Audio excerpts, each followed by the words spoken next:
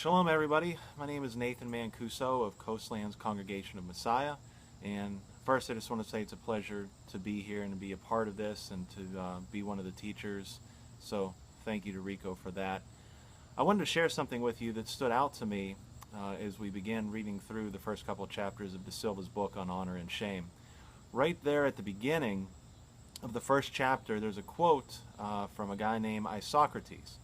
And Isocrates said this: "Those who put pleasure ahead of honor were considered to be more animal-like than human, ruled by their passions and desires."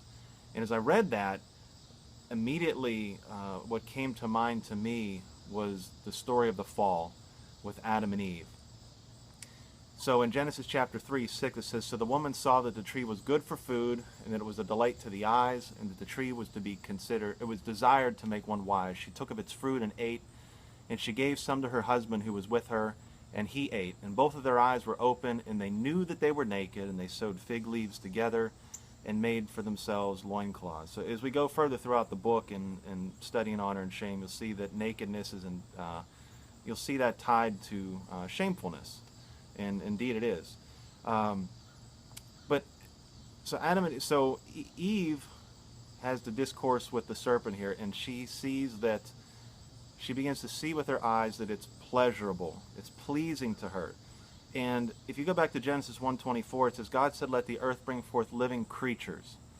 And that word there for creatures is nephesh, and that's the same thing that we deal with. We have the ruach aspect of ourselves and the nephesh. And the nephesh is our bundle of appetites and emotions, the cravings, the feelings. That's what we're always struggling with to overcome.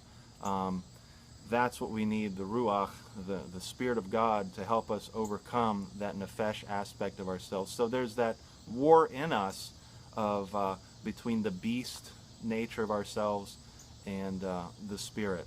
In the Psalms, if you read Psalms, David is always telling his nephesh to shut up, to get in lines. He's always warring against that. We were created to rule over our nephesh.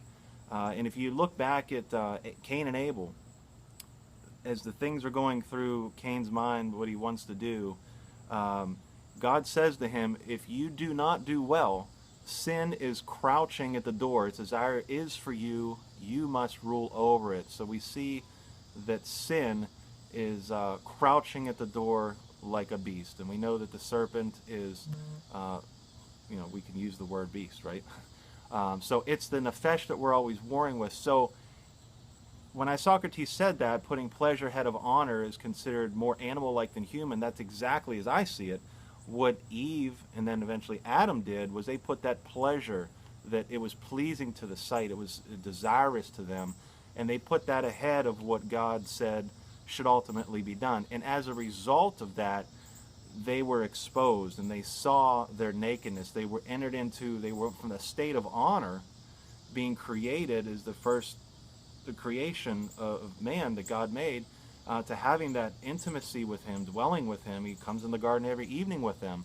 And so they have this honor, and all of a sudden it turns to a state of shame because they bowed down to the nephesh. They let the nephesh rule, and that's what each of us is constantly struggling with. So I think that's why we see that they go from the level of honor straight to shame, and their nakedness is seen, and they're immediately trying to cover themselves up because they see in the eyes of God that yes, they have become dishonorable. They filled with shame. So that's just a thought I had just from the beginning of the chapter, and of course there's a lot more things, but just want to share that with you. Shalom.